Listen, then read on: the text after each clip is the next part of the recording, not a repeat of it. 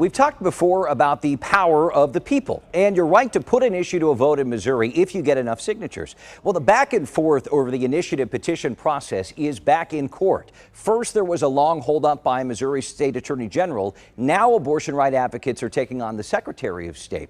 At issue, the ballot language. Republican Secretary Jay Ashcroft, who's running for governor, wants for a proposed amendment protecting a woman's right to choose. Critics say the language proposed by the secretary is misleading. It describes, in part, allowing dangerous, unregulated, and unrestricted abortions. And advocates say that's just not the case. Missourians don't need the Secretary of State's description of what he thinks abortion is. You say the word abortion, Missourians know what it is. The statute requires me to write language that would clearly and concisely summarize what it is. It doesn't matter whether or not that is a true statement or not. I have to follow the law.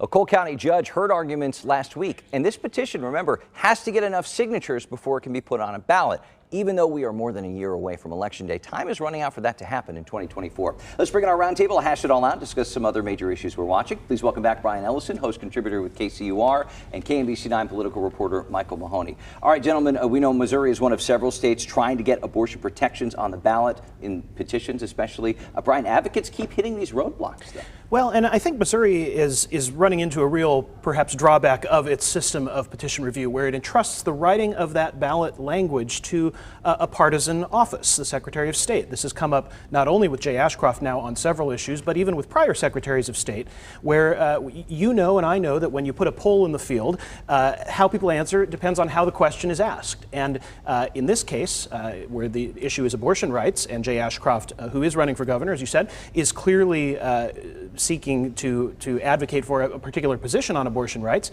he can frame that question how he wants to, and it's led to lawsuit after lawsuit. And the other thing is, you're right, that time is ticking on this. This whole debate over what this language should look like has probably cost the petition collector folks over 100 days, more than 3 months of time that they expected to be out trying to gather these signatures throughout the state. It was specifically congressional district by congressional district. There's another big petition issue that we're watching, and 3 of the local sports teams in Kansas City have also weighed on this. Sports betting.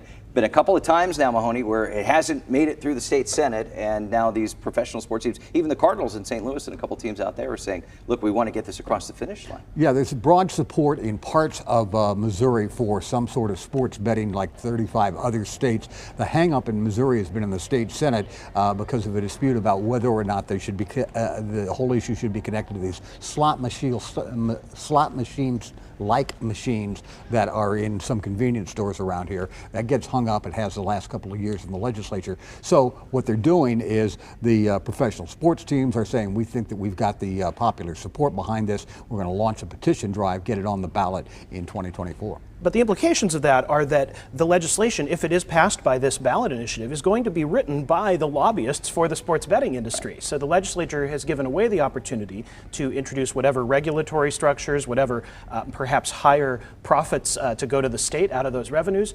So we'll have to wait and see, but it certainly is perhaps not the preferred way to do it from a lawmaker's standpoint. Well, and that's exactly what happened in Kansas as well. Right, it's a good point. It's the other side of the coin, though, right? If you right. Put it to the petition. This is what you're going to have.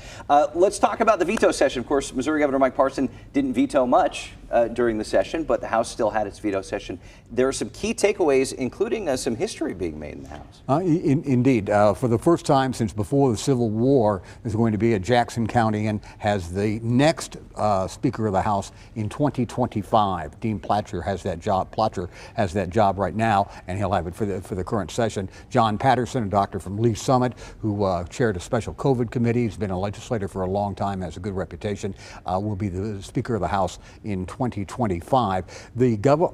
All of the governor's vetoes were upheld during this session. The House tried to override about a dozen of them, 11 or 12, and they did successfully do that. However, the state Senate took up none of them. Their budget chair said, we're not interested in trying to do any of this because none of them are going to pass, and so we're not even going to consider them. So it was a one-day session. Okay, so it's quick, but again, some history made for Jackson County. Do you think that helps issues issues here in the Metro? Well, potentially it does. I mean, the Speaker of the House is a very powerful position for setting the agenda for legislation, and Kansas City has often felt like it was not at the top of the priority list, so it's a big deal. And let's note one other thing. John Patterson will be the first Asian American to hold that position in Missouri as well, so another significant landmark for the state. All right. Any other key takeaways? Keep your eye on the next few days here in Kansas City, Missouri, because the Royals are going to come out and announce pretty quickly here whether they are going to go downtown with their stadium, as many expect, or that they're going to go to Clay County north of the river. That is something to keep your eyes on. And we'll be talking about that a lot, I'm You sure. bet. Michael Mahoney, Brian Elson, thank you.